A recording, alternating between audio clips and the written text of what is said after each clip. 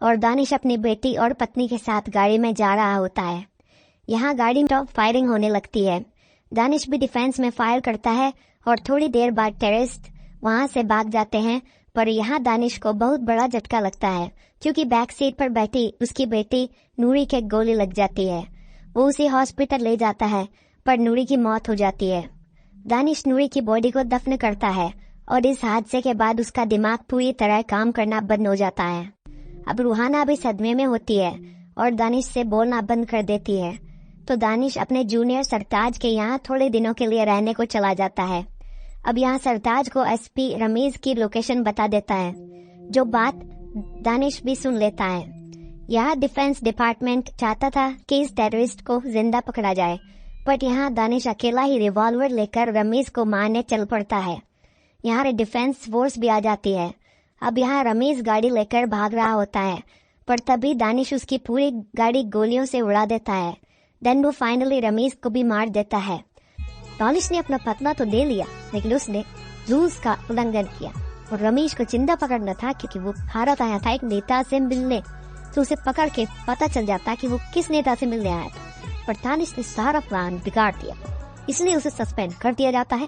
दानिश को उसकी बेटी के कब्र के पास बैठा हुआ देखते हैं क्योंकि दानिश की लापरवाही की वजह से ही नूरी की जान गई थी, इसीलिए वो अपनी बेटी की मौत का जिम्मेवार खुद को ही मान रहा था। काफी ज्यादा सोचने के बाद वो अपनी गन निकालकर अपने गले पर रख लेता है, लेकिन तभी उसके चेहरे पर एक गाड़ी की तेज लाइट पड़ती है, जिस वजह से वो रुक जाता है। कुछ सेकंड्स तक रुकने के बाद वो गाड़ी वहाँ से निकल जाती है और वहाँ से निकलते वक्त दानिश को उसी जगह एक वॉलेट मिलता है जहाँ पर वो गाड़ी खड़ी थी। उस वॉलेट में पड़ी आईडी से दानिश को उस गाड़ी वाले आदमी का एड्रेस पता लग चुका था और अगली सुबह ही वो वॉलेट वापस करने के लिए उस एड्रेस पर पहुंच जाता है। जब दानिश घर में एंटर करता है तो उसे वहाँ कुछ बच्चे किसी प्ले की रिहर्सल करते हुए दिखाई देते हैं। यहाँ उसकी मुलाकात पंडित जी से होती है।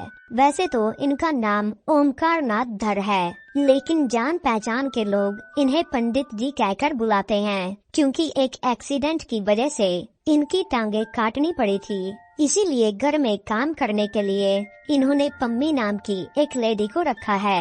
वॉलेट वापस करने पर पंडित जी कहते हैं, थैंक यू, आप मेरी नीना को घर ले आए। उसी की याद में हम ये प्ले कर रहे हैं। वॉलेट में लगी फोटो की तरफ इशारा करते हुए वो कहते हैं, ये मेरी बेटी नीना पिछले साल सीढ़ियों से गिरने की वजह से मर गई। जब दानिश वहाँ से जाने लगता है तो पंडित जी कहते हैं, मुझे नूरी के बारे में थोड़ा लेट पता लगा। मैं आपसे मिलने के लिए आया भी था, लेकिन आपको डिस्टर्ब ना करने का सोच के मैं वापस लौट गया। दानिश के पूछने पर फिर दानिश को चेस खेलना आ जाता है और पंडित जी के साथ भी उसकी अच्छी दोस्ती हो जाती है। ऐसे ही एक दिन बातों ही बातों में पंडित जी पूछते हैं, तुम्हें उन लोगों को मार के कैसा लगा जिन्होंने तुम्हारी बेटी की जान ली? इस पर दानिश कोई जवाब नहीं देता, लेकिन पंडित जी कहते हैं, अच्छा ही लगा होगा, मुझे भी अच्छा लगेगा जब मैं उस बास्टर्ड को मार दूंगा। दानिश पूछता है, कौन है वो? तो यहाँ पंडित जी वेलफेयर मिनिस्टर यजाद कुरैशी का नाम लेते हैं। वो बताते हैं कि मेरी बेटी नीना आजाद कुरैशी की बेटी रूही को चेस सिखाने जाती थी। एक दिन कहता है कि उसने उस आतंकी को मारा जिसने मेरे पूरे गांव को खत्म किया, इसलिए मैंने ऑफिसर से विनती की कि आपको वापस नौकरी ज्वाइन करने दे। दानिश पूछता है कि नीना आपके घर की सीढ़ियों से कैसे गिरी? तो सभी ऑफिसर चौंक जाते हैं, ये क्या पूछ रहा है? कुरैशी कहता है कि किस्मत ने पंडित जी के साथ बड़ी नाइंसाफी की। कट्टरपंथियों ने कश्मीर में उनका घर जला दिया, कार एक्सीडेंट में उनकी बीवी की मौत हो गई और अपने 2 पैर भी खो दिए और पिछले साल उनकी बेटियां सीढ़ियों से गिरकर मर गई। आप तो उनके बहुत अच्छे दोस्त है ना, उनका ख्याल रखिए और अपना भी।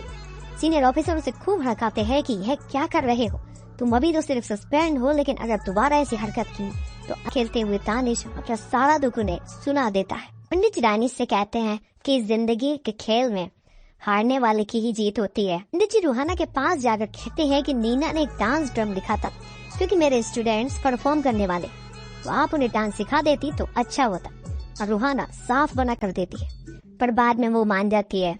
अब दानिश स्कूल में यजाद की बेटी रूही के पास पहुंच जाता है। दानिश रूही से पूछता है कि नीना की मौत के टाइम वो कहाँ थी। तभी हमें रूही के माइंड का एक फ्लैशबैक दिखाया जाता है जिसमें उसे रोता हुआ यजाद कुरैशी खिड़की से देख रहा होता है। रूही दानिश को कुछ बता पाए इससे पहले ही उसकी टीचर उसे वहां से ले जाती है। अब ओमकार जी दानिश और रूहाना में सुलह करवा देते हैं। यहाँ यजाद कुरैशी रूही से दानिश के बारे में पूछता है कि क्या तुमने दानिश को कुछ बताया, पर रूही मना कर देती है कि उसने कुछ भी नहीं बोला।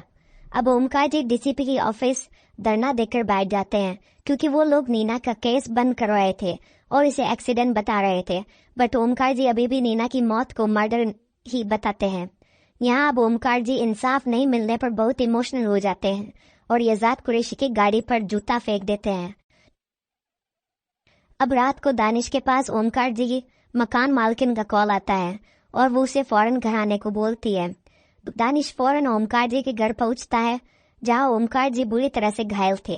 दानिश के पूछने पर वो बताते हैं कि यजाद कुरैशी के भेजे आदमी वजीर ने उनकी हालत की है। अब नेक्स्ट सीन में ओमकार जी के घर पुलिस आ जाती है और वो वजीर का स्केच बनवाते हैं। अब ओमकार जी दानिश से कहते हैं कि अगर मुझ जैसे लंगड़े प्यादे को कुछ हो गया तो मेरा दोस्त बादशाह को छोड़ेगा नहीं। खैर अब दानिश को रात में वजीर का कॉल आता है कि वो कहता है कि बॉम्ब बनाना काफी आसान है, मैं भी एक बना रहा हूँ आपके दोस्त के लिए।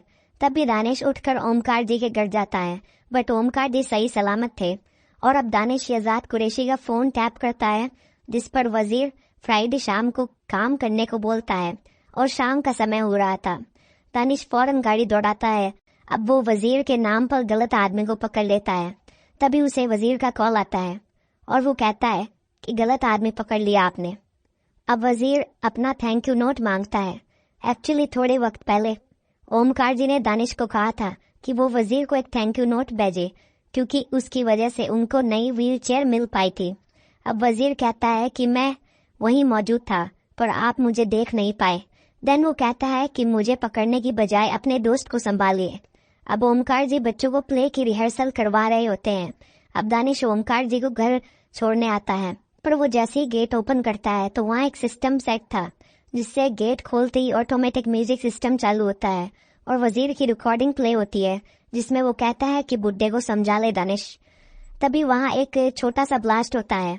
यहाँ ब्लास्ट से पूरा चेस बोर्ड जल जाता है। तो उसे वहाँ एक कश्मीर की टिकट के पास एक मैसेज मिलता है जिसमें लिखा था, ये टिकट देखो दानिश साहब, आपका दोस्त कल कश्मीर जा रहा है, बादशाह के पीछे, रोक लो, अभी तो शतरंज के मोहरे उड़े हैं, अगली बार। दानिश को समझ आता है कि ये मैसेज वजीर ने ही छोड़ा होगा। एक्चुअल में पंडित जी कश्मीर पहुंचकर कुरैशी पर हमला करने की सोच रहे थे। इस बात का अंदाजा होने के बाद दानिश पंडित जी को उनकी मर्जी के खिलाफ उन्हें सेफ हाउस भेजने का फैसला करता है ताकि पंडित जी कुरैशी तक ना पहुंच सके और ना ही वजीर पंडित जी तक।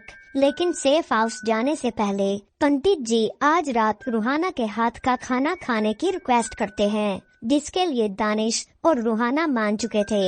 इनके घर खाना खाने के बहाने पंडित जी अगली सुबह ही उन्हें चकमा देकर कश्मीर जाने के लिए एयरपोर्ट की तरफ निकल चुके थे। और जब तक दानिश सोकर उठता है तो उसे वजीर कॉल करके इस बात के बारे में बताता है। ये इंफॉर्मेशन देने के साथ साथ वजीर पंडित जी को मारने की धमकी भी देता है और दानिश को चैलेंज करता है कि अगर तुम उसे बचा सकते हो तो बचा लो। दानिश तुरंत अपनी गाड़ी लेकर एयरपोर्ट की तरफ निकलता है और सरताज को फोन करके पंडित जी के फोन की लोकेशन पता करने को कहता है। आखिरकार सरताज की हेल्प से उसे पंडित जी की लोकेशन पता लग चुकी थी और दानिश उन्हें रोकने के लिए उनकी गाड़ी के सामने खड़ा हो जाता है। यहाँ फिर से दानिश के फोन पर वजीर का कॉल आता है। वो कहता है खेल खत्म। तभी दानिश की आंखों के सामने ही पंडित जी की गाड़ी एक बम धमाके से उड़ जाती है जिस वजह से पंडित जी मर चुके थे और इसी धमाके की वजह से दानिश भी बेहोश हो चुका था। दूसरी तरफ हम देखते हैं कि श्रीनगर में कुरैशी आने वाले इलेक्शन के लिए अपनी पार्टी का प्रचार कर रहा था। इसी न्यूज को हॉस्पिटल में मौजूद दानिश भी काफी गुस्से में देख रहा था। वो कश्मीर पहुंचकर दानिश वहां के एसपी साहब विजय से मिलता है जो कि उसका दोस्त था। वो मदद करने वाला था कुरैशी को पकड़ने में। हम देखते हैं कि कुरैशी एक रैली में भाषण दे रहा होता है तो विजय वहाँ छोटे छोटे विस्फोट कर देता है ताकि भगदड़ मच जाए। कुरैशी बचने के लिए अपने कमरे में छुप जाता है और उसके आदमी बाहर खड़े पहरा दे रहे होते हैं। दानिश फोर्स की पोशाक पहनकर कुरैशी के गुंडों को मारते हुए कमरे के अंदर घुस जाता है। वो फिर कुरैशी को भी अच्छे से रोता है। वहाँ आर्मी आ चुकी थी तो विजय हवाई फायरिंग करके उन्हें रोकने में लगा था। दानिश उससे वजीर के बारे में पूछता है तो कुरैशी कुछ नहीं बोल रहा था। रूही जो उस कमरे में छुप कर बैठी थी वो बाहर निकल आती है तो कुरैशी उसे अपने पास बुलाता है तो वो रूही कहती है कि आप मेरे अब्बू नहीं हो। वो बताती है कि कुरैशी कोई आम नागरिक नहीं बल्कि वो भी उन आतंकियों में से एक था जिसने सबको मार डाला। जब आर्मी वाले आए तो उन्हें गोलियां लग गई तो मुझे पकड़ के पहले डराया, फिर अपने बच्चे बता के वहाँ बच गए। सबके सामने ये मसीहा बन गए, ये मुझे मारते हैं और डरा के रखते हैं। नीना दीदी को भी इन्होंने ही मारा क्योंकि सब कुछ बता दिया था। दानिश को एक और बात याद आती है कि रमीज किसी नेता से मिलने आया था तो वो नेता कोई और नहीं कुरैशी था, यानी इनडायरेक्टली नूरी की मौत का रीजन भी यजाद कुरैशी ही था। अब दानिश यजाद को गोली मार देता है। इस तरह दानिश का बदला पूरा होता है क्योंकि नीना और नूरी दोनों की मौत की वजह यजाद कुरैशी ही था। अब आपको लग रहा होगा कि यह मूवी यहीं पर ही खत्म हो गई और असली राज और सस्पेंस खुल गया। दोस्तों नहीं, सस्पेंस तो अभी और बाकी है। तो अब होता क्या है कि दानिश ओमकार जी का प्ले देखने आता है तो प्ले की कहानी हमें दिखाई जाती है। यहाँ स्टार्टिंग में रूहाना कहती है कि ये कोई प्ले नहीं है बल्कि एक पहेली है और शतरंज के अच्छे प्लेयर इस पहेली को जरूर समझ पाएंगे। कहानी बताई जाती है कि एक बार एक प्यादा रहता है जिसे बादशाह बहुत परेशान करता है तो वो प्यादा अपने भगवान को शिकायत करता है तो भगवान उसे कहते हैं कि ये प्यादे अपनी चाल सही से चल, धीरे धीरे चल, एक दिन तू वजीर बन सकता है। दोस्तों ये सुनकर दानिश चौंक जाता है और उसे वजीर नाम की सारी बातें याद आती हैं। अदा हाथी से दोस्ती कर लेता है ठीक उसी तरह जैसे ओमकार जी ने दानिश से दोस्ती की थी। दानिश ये बातें सोचकर हैरान रह जाता है। वो अपनी ही स्टोरी अपने सामने देख रहा था। कहानी में आगे हाथी प्यादे के मरने पर पागल हो जाता है और बादशाह को मार देता है। दोस्तों इसीलिए शुरू में ओमकार जी ने दानिश को हाथी की बात गाड़ी में बताई थी। प्ले में आगे एक डायलॉग आता है कि हाथी को पागल करने के लिए एक प्यादे ने अपनी आखिरी चाल चली और दानिश को ओमकार जी की वो बात याद आती है कि मुझे तुम्हारे रहते कोई कुछ भी नहीं कर सकता। आगे प्ले में डायलॉग आता है कि प्यादा कुर्बान हो गया पर हाथी ने बदमाश बादशाह को मात दे दी। ठीक उसी तरह जैसे दानिश ने यजाद कुरैशी को मारा था, दानिश को ओमकार जी का लास्ट डायलॉग याद आता है कि इस गेम में हारने वाले की जीत होती है।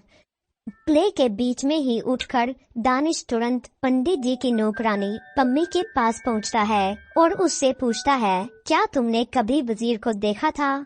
तो पम्मी कहती है कि जिस दिन उन पर हमला हुआ था उस दिन मैंने खिड़की को हिलते हुए देखा था, इसीलिए मैंने भी पंडित जी की हाँ में हाँ मिलाते हुए कह दिया कि वहाँ से कोई आदमी भागा था। जब दानिश वहाँ से निकलने लगता है तो पम्मी को अचानक से कुछ याद आता है और वो कहती है कि एक दिन पंडित जी ने मुझे पेन ड्राइव देते हुए कहा था कि एक दिन दानिश वजीर को ढूंढते हुए तुम्हारे पास जरूर आएगा और तब तुम ये पेन ड्राइव उसे दे देना।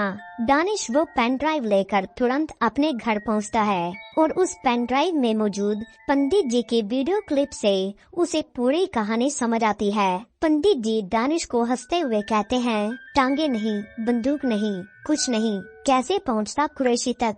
मुझ जैसे कमजोर प्यादे के पास एक ही रास्ता था, एक एक कदम चलकर मैं आखिरी घर तक पहुंच गया। यहाँ दानिश को समझ आता है कि एक्चुअल में वजीर नाम का कोई इंसान एग्जिस्ट ही नहीं करता था, कि वो भी अपनी बेटी के हत्यारे को मारना चाहते थे। उस दिन कब्रिस्तान के पास जानबूझकर गाड़ी में से उन्होंने अपना बुलेट फेंका था। इसके अलावा अपने आप पर हमला करना, चेस और अपनी व्हील चेयर को जलाकर सारा इल्जाम वजीर नाम के व्यक्ति पर लगाना, वॉइस चेंजर और दूसरी सिम कार्ड के जरिए दानिश से वजीर बनकर कॉल करना, अपने ही घर पर फिर से रिमोट कंट्रोल बम से चेस बोर्ड को उड़ाना। इसके अलावा जब दानिश ने कुरैशी की कॉल रिकॉर्ड टैप की थी तब उसमें दानिश को सिर्फ वजीर की ही ऑडियो सुनाई दी थी जिसने पंडित जी ने गार्डन पर मिलने का मैसेज कुरैशी को दिया था।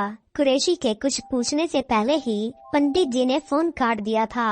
ये सब कुछ पंडित जी की ही प्लानिंग का हिस्सा था। और उस दिन जब दानिश पंडित जी को रोकने के लिए गाड़ी के सामने खड़ा हुआ था, उस दिन पंडित जी ने गाड़ी में पड़े फोन से दानिश को कॉल किया और एक रिकॉर्डेड ऑडियो प्ले करके अपने आप को बम से उड़ा डाला। पंडित जी ने दानिश के माइंड में अच्छे से वजीर नाम के एक इंसान के खिलाफ जहर भर दिया था ताकि उसको ढूंढता हुआ वो कुरैशी तक पहुंच जाए। हालांकि उन्होंने दानिश को झूठ बोलकर अपने जाल में फंसाया था, लेकिन उनकी दोस्ती झूठी नहीं थी। वीडियो क्लिप के एंड में वो दानिश को एक नई जिंदगी के लिए कांग्रेट्स करते हैं और इसी सीन के साथ ये मूवी खत्म होती है।